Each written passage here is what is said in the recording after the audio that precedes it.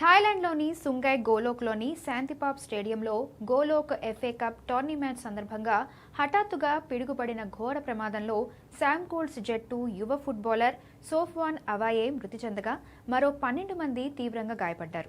శాంకోల్స్ Abu versus నాంగ్సిరిన్ జట్ల మధ్య match జరుగుతున్న సమయంలో ఒక్కసారిగా పెద్ద శబ్దంతో మైదానంలో పిడుగుపడింది.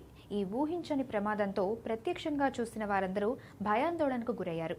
పిడుగుపాటుకు తీవ్రంగా గాయపడి కింద పడిపోయిన అవాయేను కాపాడేందుకు నలుపు తెలుపు రంగుల జెర్సీలు ధరించిన సహచర ఆటగాళ్లు వెంటనే సిపిఆర్ అందించారు. అత్యవసర వైద్య సిబ్బంది అతడిని ఆసుపత్రికి తరలించి రక్షించేందుకు తీవ్రంగా శ్రమించినప్పటికీ పరిస్థితి విషమించడంతో మరణించినట్లు పోలీసులు ధృవీకరించారు. గాయపడిన 12 మందిలో ఒక మలేషియా క్రీడాకారుడు కూడా ఉన్నాడని, ప్రస్తుతం వారంతా ఆసుపత్రిలో చికిత్స పొందుతున్నారని స్థానిక పోలీస్ చీఫ్ థున్ సిరికుంట్ తెలిపారు. ఇటీవలే Thai third tier club Yala ఎఫ్సీకి సైన్ చేసిన వింగర్ సోఫ్వాన్ అవాయే హఠాన్మరణం పట్ల ఆ క్లబ్ యాజమాన్యం తీవ్ర దిగ్భ్రాంతి వ్యక్తం చేస్తూ కుటుంబ సభ్యులకు సంతాపాన్ని ప్రకటించింది.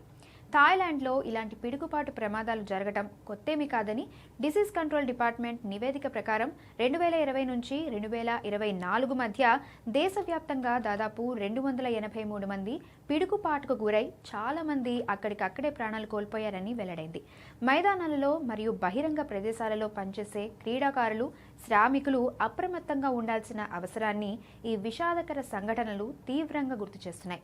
ప్రకృతి వైపరీత్యాల సమయంలో అధికారులు తగిన ముందస్తు హెచ్చరికలు జారీ చేయడం మరియు వాతావరణ పరిస్థితులను బట్టి క్రీడా ఈవెంట్లను తాత్కాలికంగా వాయిదా వేయడం వంటి కఠినమైన భద్రతా చర్యలను అమలు చేయడం అత్యంత ఆవశ్యకం.